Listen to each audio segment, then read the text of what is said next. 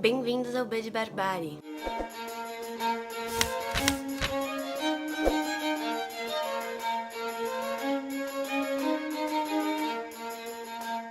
Bom, hoje então é dia 15 de agosto e hoje, nesse dia 15 de agosto, foi criada a primeira biblioteca infantil pela Cecília Meirelles em 1934. Para comemorar essa data, eu trouxe para vocês então os livros infantis que tem na minha estante. Alguns mais infantis, alguns menos infantis. A gente vai conversando sobre eles então. Para começar, eu queria falar de um box que a Zahar tem. Eu não comprei esse box, eu comprei os livros separados, porque eu não sabia que ele existia até então. Mas é um box muito bonito, eu vou deixar aqui para vocês, que brilha no escuro até. O que é muito legal, porque para nós pode ser muito consumismo procurar livros pela capa ou algo do tipo. Mas as crianças precisam se encantar com a parte lúdica do livro. Então é por isso que é interessante esse box, porque as crianças vão olhar com outros olhos, sabe? Nossa, meu livro brilha no escuro. E nesse box vem 4 livros. Esses 4 livros são esses aqui. O primeiro, então, e o meu favorito, é o Mágico de Oz. Muita gente conhece o Mágico de Oz, da adaptação feita com a Judy Garland, em que uma garota está à procura do Mágico de Oz na cidade das Esmeraldas para poder voltar com seu cachorrinho Totó para o Kansas. No caminho, então, ela encontra um leão muito covarde, um homem de lata sem coração e um espantalho sem cérebro, e todos eles vão junto com ela procurar o Mágico de Oz para que os problemas deles se resolvam.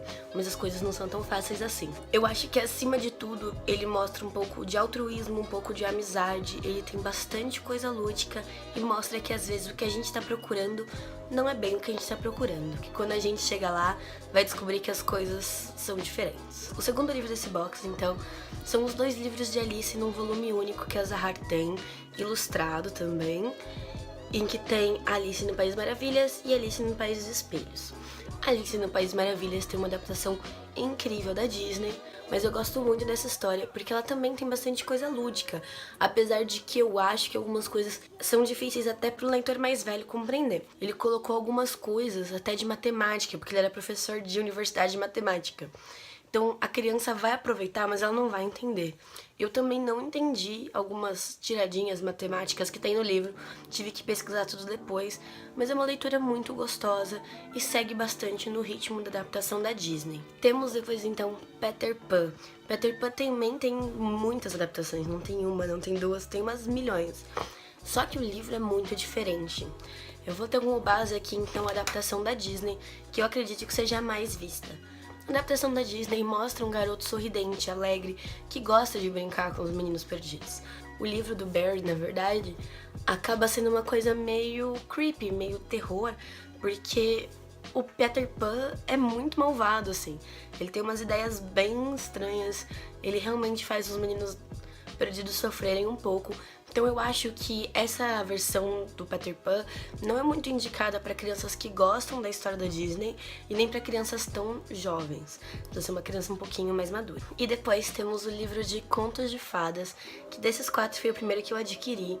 Ele tem contos então do Perrault, dos irmãos Grimm e do Anderson. Só para citar alguns dos contos que tem nesse livro aqui, temos do Charles Perrault, então, Cinderela, Pele de Asno, Gato de Botas, Pequeno Polegar, Chapeuzinho Vermelho e o Barba Azul. Da Jean-Marie Le Prince Beaumont, a Bela e a Fera. Também depois a Zahar lançou a Bela e a Fera numa outra edição, porque tem a versão original, um reconto e alguns textos extras. Essa edição eu ainda não entrei em contato, mas tenho ouvido falar muito bem dela. Dos irmãos Grimm temos a Bela Adormecida, Branca de Neve, Chapeuzinho Vermelho, Rapunzel, João Maria. Do Hans Christian Andersen temos A Roupa Nova do Imperador, O Patinho Feio, A Pequena Vendedora de Fósforos, que eu amo.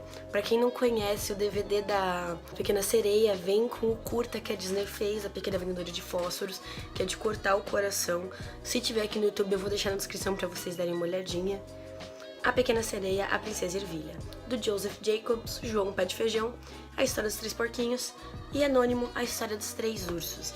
Esse livro é bem bacana porque ele é bem curtinho, né? Ele tem aqui, então, 284 páginas e são vários contos. Então, é o tipo de livro que eu acho muito gostoso pra ler pra uma criança, sabe? Então, toda noite você conta um conto diferente e dura bastante. E é claro que quando terminar esse livro, você já vai ter relido umas 30 vezes a mesma história, porque a história que as crianças gostarem, você vai ter que repetir milhões de vezes. E a vida é assim. Depois eu tenho aqui duas versões do meu livro favorito, que é O Pequeno Príncipe.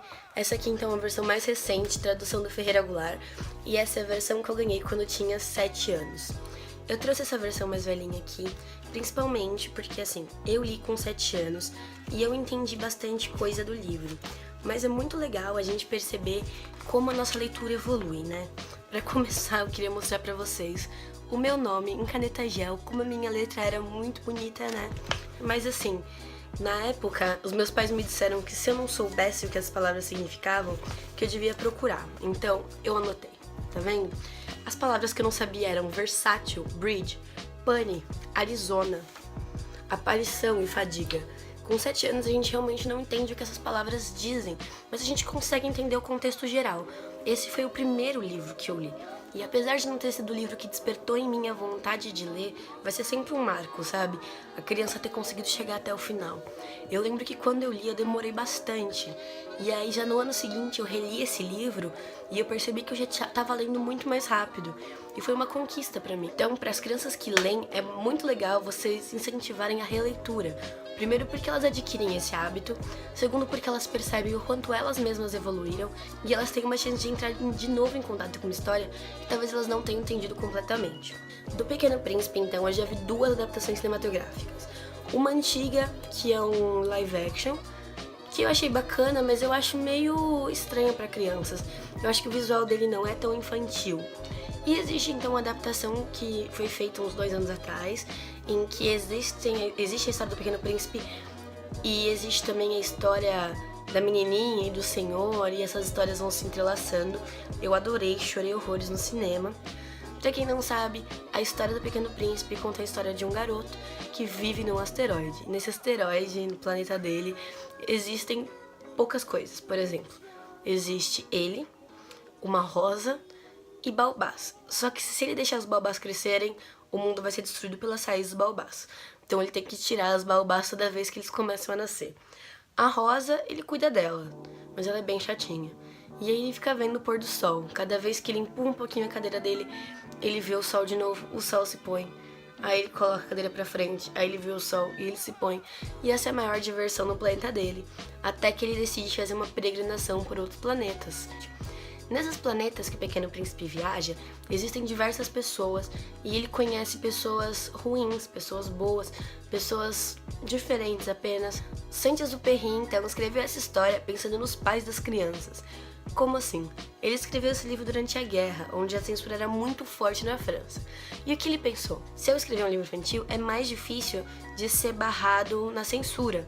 Mas os pais vão ter que ler esses livros para as crianças. Então eles teriam que ler mesmo que fosse antes dos próprios filhos, para ver o conteúdo, para ver a faixa etária que pode ler esse livro. Lendo esse livro, os pais absorveriam coisas que as crianças não teriam percebido, lições de vida, reclamações sobre as pessoas que estão nesse mundo fazendo coisas absurdas e inclusive censurando livros. E aí a ideia era exatamente passar essa informação para os pais, de um jeito bonito, com que a criança conseguisse se relacionar também. Eu gostei bastante desse livro quando li aos 7 anos e ainda com 21 gosto muito. Indico para a leitura de qualquer filho aí. Depois eu queria falar pra vocês sobre essa coleção Anti-Princesas.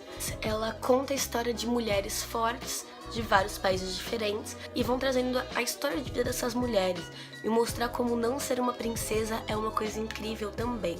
O primeiro que eu li foi Frida Kahlo, que eu ganhei da minha amiga Nicole. Beijo, Ni. E eu gostei muito porque eu conheço muito da vida da Frida Kahlo, gosto muito dela, e o que me surpreendeu aqui foi o modo como a história foi contada, o jeito bonito, lúdico, gostoso, sabe? E o que mais me chamou a atenção na época, eu até vou pegar aqui pra vocês, é porque ele fala de muitas coisas complicadas aqui, inclusive revoluções, porque a Frida viveu numa época em que era bastante conturbada politicamente. E aí aqui nesse momento fala sobre como o Diego e a Frida estavam relacionados com a Revolução. E aí existe uma flechinha, então, explicando o que é Revolução, e diz assim: Revolução, quando muitas pessoas juntas mudam as coisas que estão erradas. Então é muito bonito o modo como elas estão enxergando e o modo como elas estão levando isso para as crianças, sabe? Essas autoras tiveram uma maestria nisso. Eu achei encantador. Eu queria ressaltar que, como diz aqui na capa, esses livros são para meninos e meninas. A gente não consegue criar crianças que acreditam na igualdade de gênero se a gente não ensinar os nossos homens, os nossos meninos, a respeitarem as mulheres, tanto quanto ensinar as nossas mulheres a se respeitarem. O da Frida é o primeiro volume, o terceiro volume, então, é o da Clarice Lispector. E eu achei muito interessante porque eu não conhecia nada da vida da Clarice. Então eu fiquei sabendo de muita coisa. Eu percebi o quanto, apesar de infantil esse livro, ele foi informativo. Ele me contou sobre obras da Clarice que eu nunca tinha ouvido falar, como A Mulher que Matou os Peixes. Então é muito bacana porque nós leitores sabemos que cada livro que a gente lê dá vontade de ler outros. A gente pode comprar esse livro e mostrar pra criança, relacionar, falar: lembra, olha só o que aconteceu, lembra disso aqui, abrir os 2 livros. É muito bacana mostrar para as crianças que o que tem no mundo é uma coisa que se relaciona, uma coisa tá junto com a outra. E elas podem ver isso desde pequenas de um jeito bem simples. Inclusive, A Mulher que Matou os Peixes é um dos próximos livros infantis que eu quero ler.